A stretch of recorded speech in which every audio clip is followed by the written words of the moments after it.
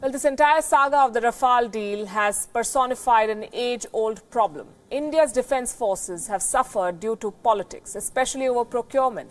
As a result, they have been unable to transform themselves and move with the times. Our next report takes a look at how India's defence forces are paying a price for politics, which leads to policy paralysis.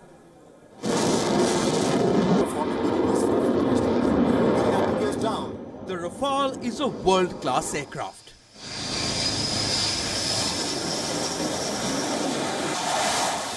Since the day India decided to buy it, no expert has expressed any doubts over its capabilities. But despite the desperate need, the acquisition of the Rafale by the Indian Air Force has been delayed by a decade. The requirement for new fighters was first raised in 2001. The actual process to acquire them began in 2007. The MOU, or the Memorandum of Understanding to acquire the Rafale, was signed in 2016. It took 15 years for India to finalize the Rafale deal. Such delays should be unacceptable. But delayed defence procurement continues to compromise India's national security. The modernization of India's defence forces is long overdue. Take the case of the Indian Army.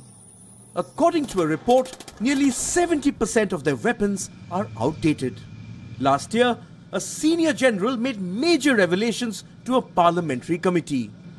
He said that more than 2/3 of the army's equipment was obsolete. Only 8% of it was state-of-the-art. If that wasn't enough, in May this year, the army told the Defence Ministry that they were being supplied faulty ammunition. Apparently, there have been several ammunition-related accidents. Some even led to fatalities and damaged equipment. The complaint was against the state-owned Ordnance Factory Board. So, the acquisition is slow. And India's domestic defence industry is unable to keep pace with changing times. Ultimately, the defence forces are forced to make compromises.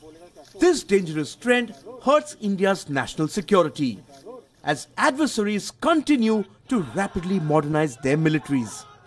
India faces an immediate challenge in its neighbourhood. China has been able to modernize the PLA in less than a decade. And in Pakistan, despite the economic crisis, the army has ensured a steady flow of funds to buy new arms.